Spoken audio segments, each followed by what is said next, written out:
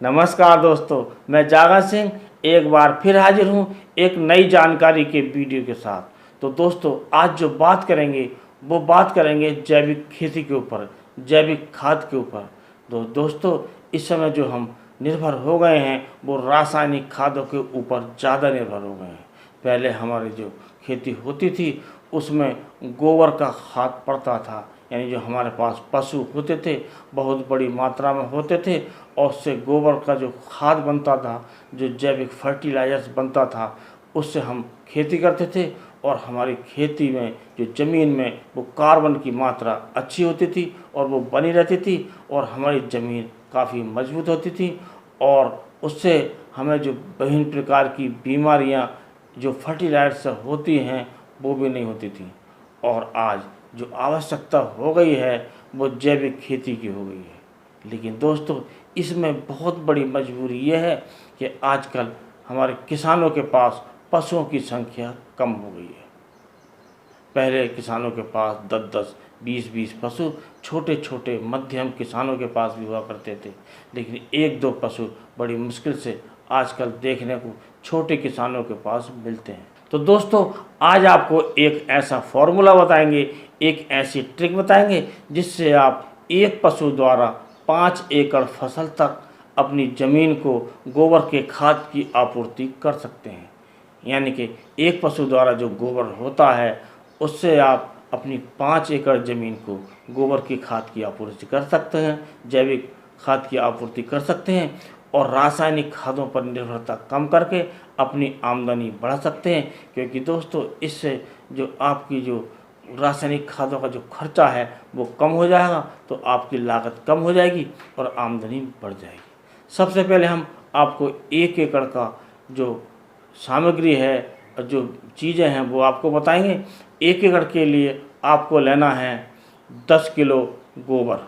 जो कच्चा गोबर होता है वो गोबर चाहे गाय का हो, गोबर चाहे भैंस का हो, और जिस पशु का आप गोबर ले रहे हैं उसी पशु का आप 10 लीटर मूत्र लेना है।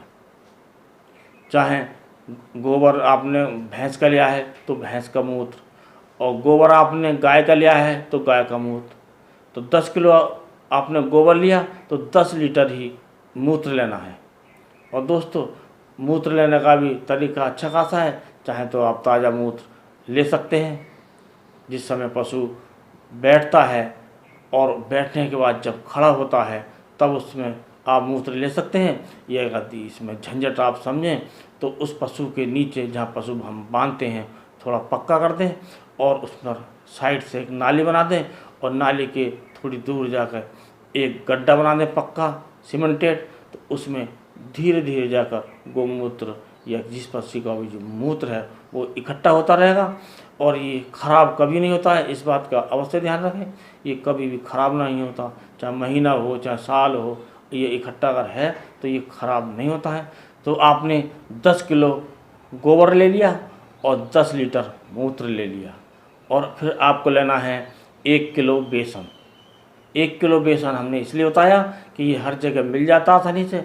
आप चाहें तो दाल कोई सी भी ले सकते हैं, उसका आटा बनाकर 1 किलो ले सकते हैं। और दोस्तों, 1 किलो लेना है आपको गुड़।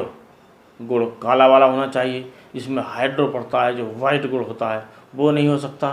आप पुराना गुड़ ले सकते हैं, वो गुड़ काला होना चाहिए। और जो सस्ता गुड़ मिलता है, जैसे पिघला हुआ गुड़ मिल जाता है, उसे आप ले सकते हैं। और 1 किलो आपको लेनी है बरगद की पेड़ के नीचे की मिट्टी या पीपल के पेड़ के नीचे की मिट्टी। तो दोस्तों, आप कह रहे होंगे कि ये पीपल के पेड़ के नीचे की मिट्टी या बरगद के पेड़ की मिट्टी क्यों लें? इसका भी एक साइंटिफिक कारण है। इसमें जो बैक्टीरिया होते हैं उनकी मात्रा ज़्यादा होती है, क्योंकि जो पीपल का पेड़ है या बरगद का पेड़ है, ये ऐसे पेड़ हैं कि ये 24 घंटे ऑक्सीजन देते हैं। बाकी जो पेड़ हैं वो केवल दिन में ऑक्सीजन देते हैं, ये रात दिन हमें ऑक्सीजन देते रहते हैं। तो इसके जो नीचे की जो मिट्टी होती है उसमें विभिन्न प्रकार के जो बैक्टीरिया हैं, बैक्टीरिया पनपते रहते हैं। यदि हम मिट्टी लेंगे तो हमारे जो बैक्टीरिया की जो संख्या मिलेगी वो ज़्यादा मिलेगी। और दोस्तों, जो सारा खेल है वो बैक्टीरियाओं का ही है।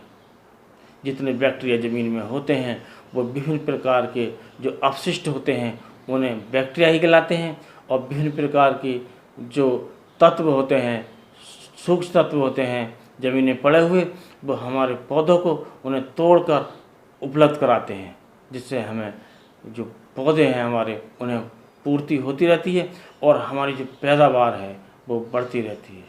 तो दोस्तों, इस प्रकार इन चीज़ों को आप एक जगह मिला लीजिए और इसमें आप थोड़ा पानी डाल सकते हैं, लेकिन जो हमने बताया जो 10 लीटर जो मूत्र है वही आपको डालना है, और फिर इसको ढककर रख देना है। इसको 15 दिन तक आप ढककर रखना है और किसी छायादार स्थान पर रखना है, धूप में नहीं रखना है। और जब 15 दिन हो जाएं तो इसे आप डंडे से हिला करके आप यूज करने के लिए ये तैयार हो जाएगा। इसको यूज करने का जो तरीका है वो ये है, जब आपकी जो ज़मीन है उसकी जुताई हो तो आप जुताई करने से पहले अपने खेत में बराबर मात्रा में छिड़क दें, यानी कि उसे सही से आप फैला दें। आप मशीन होता पंप होता है उससे भी मोटी नोजल करके आप पूरे खेत में स्प्रे कर सकते हैं और उसके बाद जुताई करते हैं। यदि किसी के पास मशीन नहीं है तो आप इस घोल को थोड़ी मिट्टी में मिलाकर और पूरे खेत में बिखेर सकते हैं, उसके बाद आप जुताई करते हैं। तो आपको इसके जो परिणाम मिलेंगे वो बहुत अच्छे मिलेंगे और अच्छी पैदावार मिलेगी। तो दोस्तों, इस प्रकार आप एक पशु से 5 एकड़ तक ज़मीन में अपने जो गोबर की खाद है उसकी आपूर्ति कर सकते हैं।